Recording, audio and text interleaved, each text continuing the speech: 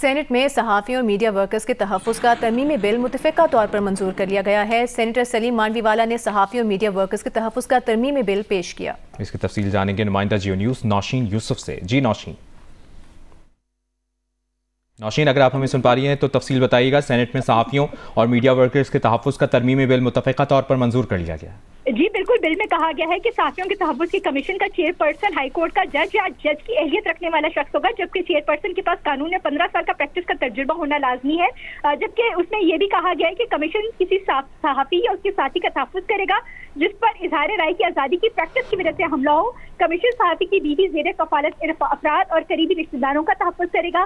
صحافی کی پراپرٹی، اشیاء، گروپ، تنظیم اور سماجی تحریک کا بھی تحفظ کرے گا۔ اگر کسی شخص کو کوئی شخص صحافی کے خلاف پرتشدد رویہ استعمال کرتا ہے تو اسے 7 سال قید، 3 لاکھ روپے جرمانہ ہوگا۔ صحافی پر معلومات کے ذرائع ظاہر کرنے کے لیے دباؤ ڈالا جائے تو 3 سال قید، 1 لاکھ روپے جرمانہ ہوگا۔ صحافی کسی گروپ یا تنظیم کے دباؤ کے بغیر آزادی سے کام کرے گا، جو شخص اس کی خلاف ورزی کرے گا اسے 5 لاکھ روپے جرمانہ اور 5 سال کی قید، 1 لاکھ روپے جرمانہ ہوگا۔ جی، اس بل کے نکات سے متعلق آپ ہمیں آگاہ کر رہی تھیں، شکریہ آپ کا نوشین۔